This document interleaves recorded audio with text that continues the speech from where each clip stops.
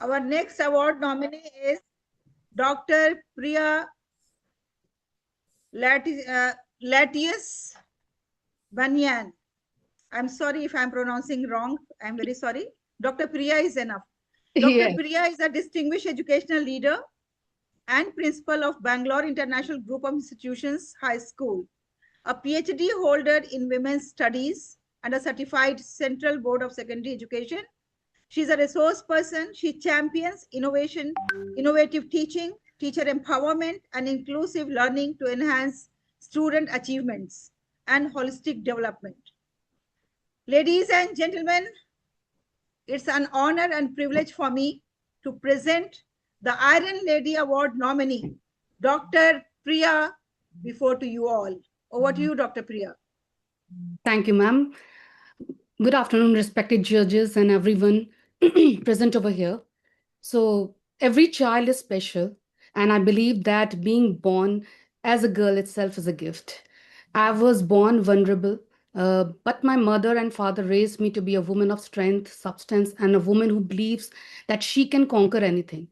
I am the first PhD holder from Center for Women Studies, Aligarh Muslim University, where I completed my research under the guidance of Professor Shireen Muzvi and Dr. Azra Muzvi. In 2015, I got married into a South Indian family in Bangalore. I started my career in schools as a vice principal in 2016. And in 2020, at the peak of my career, I made a decision many people questioned. I quit my job. Not because I failed, but because I chose motherhood. When my daughter turned 3, I decided to return to work. But I knew one thing: the world does not give you opportunities, you have to earn them. So in 2013, I enrolled for UK Level 6 Professional Graduate Certificate in Teaching and Learning, an extremely demanding program with live tests, online classes, and over 50 assignments. Same year, I appeared in International Teachers Olympiad, where teachers from 111 countries appeared for exam, and I secured the silver badge in that. And just when I thought life was getting back on track, life tested me again. My mother, Mrs. Vinita Latius, a breast cancer and a COVID survivor, was diagnosed with angiosarcoma. It is the rare form of cancer that affects 1 in a million person. I asked Dr. Sandhya Apache, she is a doctor in Sri Shankara Cancer Hospital and Research Center, Bangalore, that how much time she has. So the doctors had no answer, no timeline, and no cure. Not even days, not months or years. I brought my mother and my father, who is 75-year-old and was in denial of my mother's condition, to stay with me in Bangalore, along with my elderly in-laws, my mother-in-law, who is also a cancer survivor. I made the hardest decision of my life. I chose not to tell my mother that she was dying. For 11 months, courage became my medicine. She went through immunotherapy and 36 chemotherapy sessions. Every day I ran between the kitchen, the hospital, my child who was 3 years, my studies, my family, my husband being the constant support without whom or help, it was not at all possible. Some days I was exhausted, some days I was broken, but I never stopped because when life tests you, strength is your only choice. It becomes your responsibility.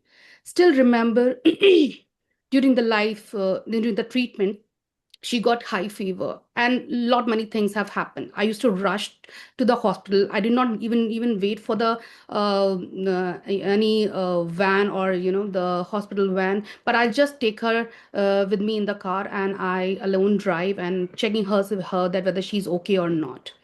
So this has happened multiple times.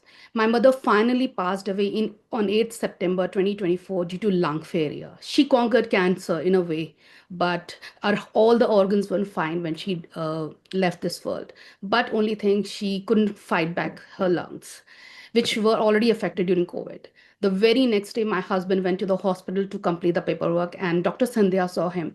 And that he told me that she called him and said, "Sir, both mother and daughter fought till the end." I still, those words are still with me. I said, okay, the doctor recognized my mother as a warrior. Even that moment, I had to be strong because I had to bring her to Aligarh from New Delhi. We all went, my mother along with me in the same flight. I still remember when we board the flight, I checked with the person. I said, my mother is coming with me. She's there. Please check. Then from there, when she landed, when we all landed to Delhi at night, we brought her by road to Aligarh, and all her last rites were done. I did not even have the time to mourn because my family still needed me, and my journey was not over. I completed my PGCTL course with merit and on time.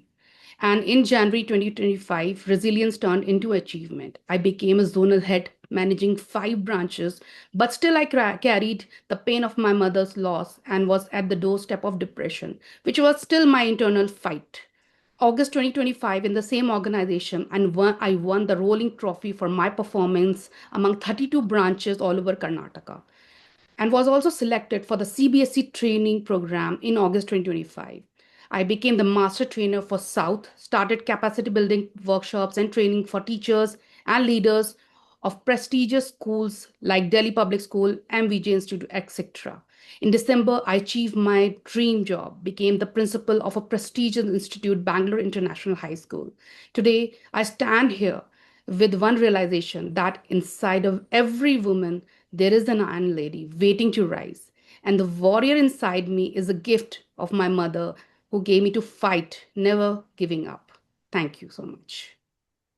Wow, wow, such a wonderful story, full of empathy, full of resilience. Ladies and gentlemen, as we all know that empathy helps us understand others, care gives warmth, and resilience reminds us that even when we are cracked, we can still hold something valuable. And today, we all have witnessed the story of resilience, the story of care and empathy. Just now, it was narrated by the Iron Lady. Put your hands together and give a big round of applause, ladies and gentlemen, because this was a real story we all have heard just now.